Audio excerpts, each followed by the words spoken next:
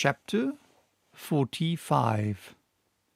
All's well that ends well. Such is the conclusion of a history which I cannot expect everybody to believe, for some people will believe nothing against the testimony of their own experience. However, I am indifferent to their incredulity, and they may believe as much or as little as they please. The Stromboliotes received us kindly as shipwrecked mariners. They gave us food and clothing. After waiting 48 hours on the 31st of August, a small craft took us to Messina, where a few days' rest completely removed the effect of our fatigues.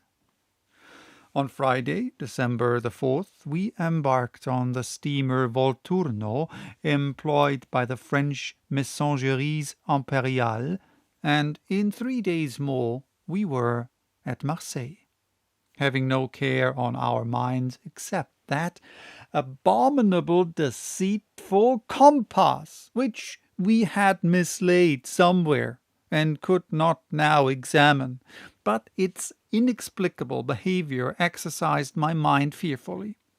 On the 9th of September, in the evening, we arrived at Hamburg.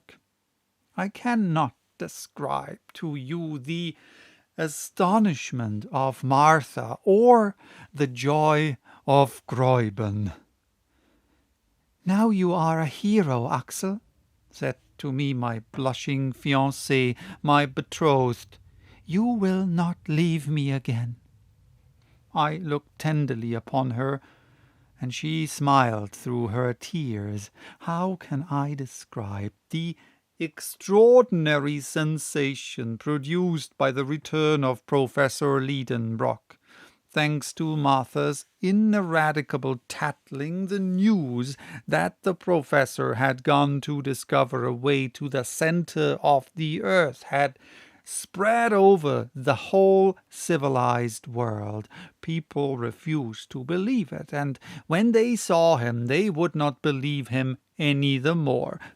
Still, the appearance of Hans and sundry pieces of intelligence derived from Iceland tended to shake the confidence of the unbelievers. Then my uncle became a great man, and I was now the nephew of a great man, which is not a privilege to be despised. Hamburg gave a grand fete in our honor. A public audience was given to the professor at the Johanneum, at which he told all about our expedition, with only one omission, the unexplained and inexplicable behavior of our compass.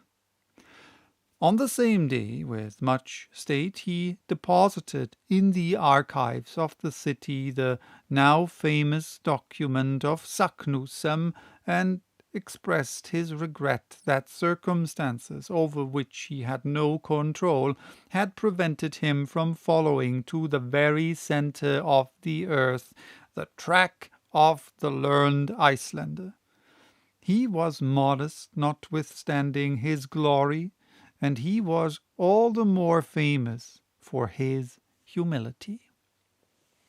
So much honor could not but excite envy. There were those who envied him his fame, and as his theories, resting upon known facts, were in opposition to the systems of science upon the question of the central fire, he sustained with his pen and by his voice remarkable discussions with the learned of every country. For my part, I cannot agree with his theory of gradual cooling, in spite of what I have seen and felt. I believe, and always shall believe, in the central heat. But I admit that certain circumstances, not yet sufficiently understood, may tend to modify in places the action of natural phenomena. While these questions were being debated with great animation, my uncle met with a real sorrow. Our faithful Hans, in spite of our entreaties, had left Hamburg. The man to whom we owed all our success and our lives too would not suffer us to reward him as we could have wished. He was seized with the mal de pays, a complaint for which we have not even a name in English. "Farewell," said he one day, and with that simple word he left us and sailed for Reykjavik, which he reached in safety. We were strongly attached to our brave eider-down hunter. Though far away in the remotest north, he will never be forgotten by those whose lives he protected, and certainly I shall not fail to endeavor to see him once more before I die. To conclude, I have to add that this journey into the interior of the earth created a wonderful sensation in the world. It was translated into all civilized languages. The leading newspapers extracted the most interesting passages, which were commented upon, picked to pieces, discussed, attacked, and defended with equal enthusiasm and determination, both by believers and skeptics. Rare privilege!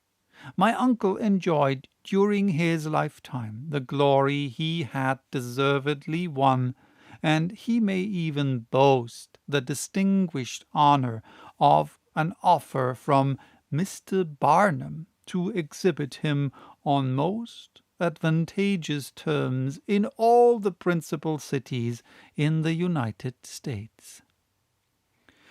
But there was one dead fly amidst all this glory and honor. One fact, one incident of the journey remained a mystery. Now, to a man eminent for his learning, an unexplained phenomenon is an unbearable hardship. Well, it was yet reserved for my uncle to be completely happy. One day, while arranging a collection of minerals in his cabinet, I noticed in a corner this unhappy compass, which we had long lost sight of. I opened it and began to watch it. It had been in that corner for 6 months, little mindful of the trouble it was giving. Suddenly, to my intense astonishment, I noticed a strange fact, and I uttered a cry of surprise. "What is the matter?" my uncle asked. "That compass." "Well?" "See, its poles are reversed." "Reversed?" "Yes, they point the wrong way." My uncle looked, he compared, and the house shook with his triumphant leap of exultation. A light broke in upon his spirit and mine. "See there!" he cried as soon as he was able to speak. "After our arrival at Cape Saknussemm, the north pole of the needle of this confounded compass began to point south instead of north. Evidently, here then is the explanation of our mistake. But what phenomenon could have caused this reversal of the poles?" "The reason is evident, uncle." "Tell me then, Axel." "During the electric storm of the Liedenbrock Sea, that ball of fire which magnetized all the iron on board reversed the poles of our magnet." "Aha! Aha! Shouted the professor with a loud laugh. Ha ha ha! So it was just an electric joke! From that day forth, the professor was the most glorious of savants, and I was the happiest of men, for my pretty Verlon days, resigning her place as ward, took her position in the old house on the Königstrasse in the double capacity of niece to my uncle and wife to a certain happy youth. What is the need of adding that the illustrious Otto Liedenbrock, corresponding member of all the scientific, geographical, and mineralogical societies of all the civilized world, was now her uncle and mine?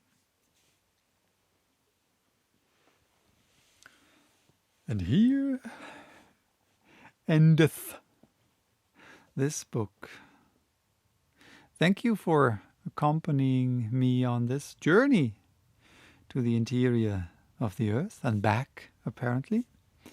So the next video will be, as usual, a sort of kind of afterthoughts video on my reading of this book. And in this video, I will also tell you what's going to happen on this channel after I finish this book, because many of you might have noticed that after I finished Dr. Jekyll and Mr. Hyde, I didn't start a new book, and I only posted every other day on this channel.